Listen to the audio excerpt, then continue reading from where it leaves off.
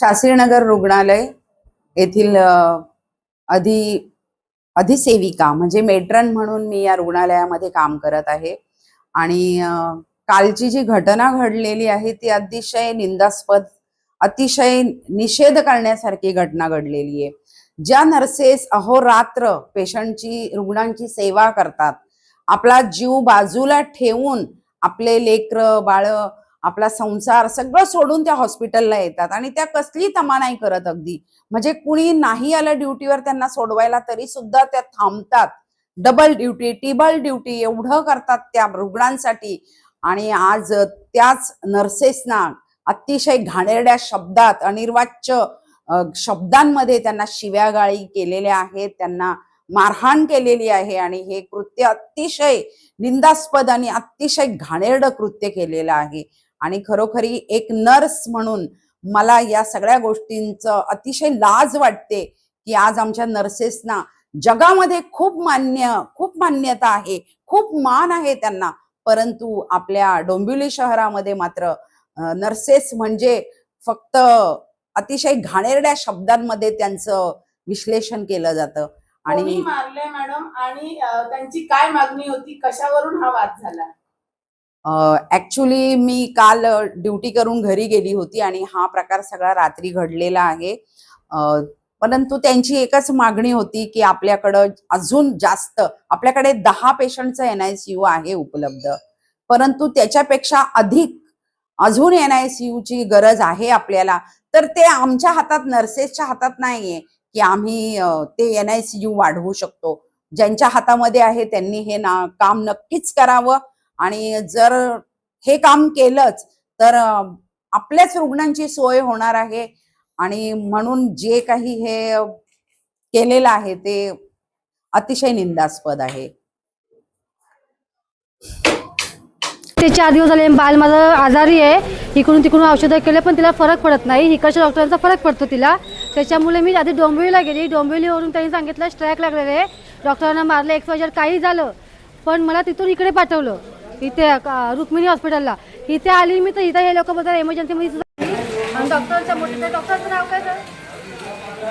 डॉक्टरांचं नाव काय माहित नाही काय डॉक्टरांनी सांगितलं नाही आम्ही याच्यावरती मीटिंग घेणार, हे करणार। त्यांची मीटिंग होईपर्यंत माझं मूल एमर्जन्सीमध्ये काही जर कमी असेल तर जिम्मेदारी कोण घेणार त्याची?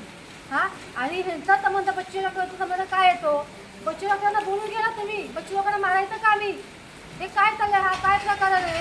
तुमचा स्ट्राईक लागू द्या, काही होऊ द्या, पण 10 मुलांच्या जीवाशी खेळू नका। Sadia Pinjari, CMO Shastrinagar hospital.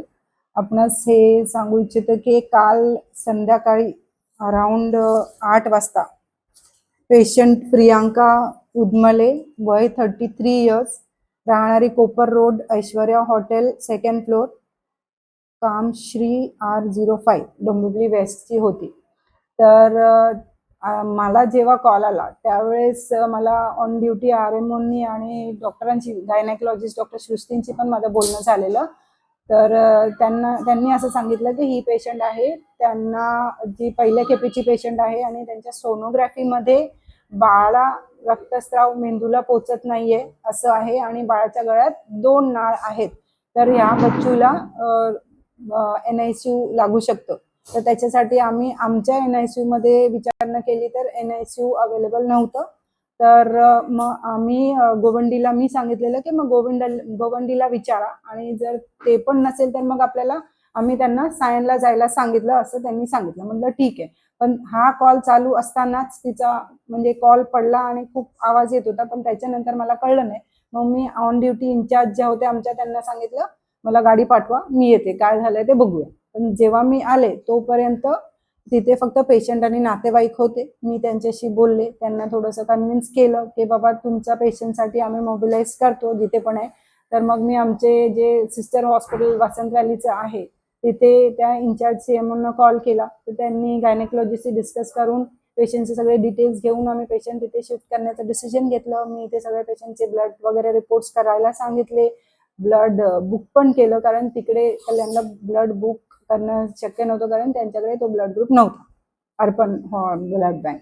आणि मग आम्ही तिथून त्या NICU जे आहे ते काय एस कल्याण, राईट, एस कल्याण हॉस्पिटलच्या इन्चार्जशी बोलणं झालेलं होतं. तिथे शिफ्ट लागलं तर करायचंय म्हणून ते रिझर्व पण केलेलं बेड. आणि मग इथून पेशंट आम्ही अराउंड 10:30 पावणे 11 पर्यंत पेशंटला शिफ्ट केलं. आणि तिथे दरम्यान- नंतर मग सीझर झालंय. बच्चू म्हणजे माझे पिडियाट्रिशियन इथून गेलेले, कारण तिथे पिडियाट्रिशियन बोलले इथून आहेत, तर मग आम्ही पाठवून दिलेलं. तर बच्चूला सीझर करून काढण्यात आले आणि त्यावेळेस बाळाच्या गळ्यात 3 नाळ होत्या आणि थोडंसं डिस्ट्रेस आहे म्हणून अंडर ऑब्झर्वेशन आम्ही बच्चूला NICU मध्ये शिफ्ट केलंय. पण याच दरम्यान डॉक्टरांना आणि कर्मचाऱ्यांना मारहाण झाल्यामुळे काही कर्मचाऱ्यांनी आता काम बंद केले. कोणाला मारहाण झाली आहे? जेवढं मी आतापर्यंत हे गॅदर केलंय त्याप्रमाणे ऑन ड्युटी डॉक्टर वैभव आणि डॉक्टर सृष्टी त्यांच्या म्हणण्याप्रमाणे डॉक्टर वैभवला मारहाण झालेली आहे. पण राईट नाव माझ्या हातात अजूनही काही कम्प्लीट हे नाहीये, तर मी त्याच्यावरती कमेंट आत्ता तर नाही करू शकत. काही सिस्टर असतील किंवा अजून काही या ठिकाणी मावशी असतील त्यांना देखील मारहाण केली आणि या संदर्भात लेखी तक्रार पोलीस स्टेशनला पण देखील दिलेली. आता मी आता त्यांचे एक्सप्लेनेशन घेत आहे आणि त्याच्यानंतर मग पुढचं कारवाई करू आम्ही.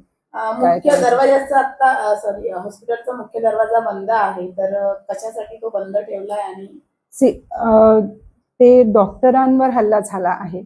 आता ते I have to inquire regarding that. माझ्या लेवलवर मग पोलिसांच्या लेवलवर ते सगळं होईल. तर व्हेरी अर्ली तेच मी करू शकते की रुटीन सुविधा फॅसिलिटीज ज्या आहेत त्या मी सध्या स्टॉप केल्या आहेत. माझे डॉक्टर्स आणि स्टाफ जे काय आहेत, इमर्जन्सी चालू आहे. इमर्जन्सीमध्ये पेशंटला काही प्रॉब्लेम नाही झाला पाहिजे त्याची आम्ही हे खात्री करतोय की पेशंटला इमर्जन्सीला जे काय फॅसिलिटी आमच्या हॉस्पिटलला ॲट प्रेझेंट असतील ते आम्ही देऊ.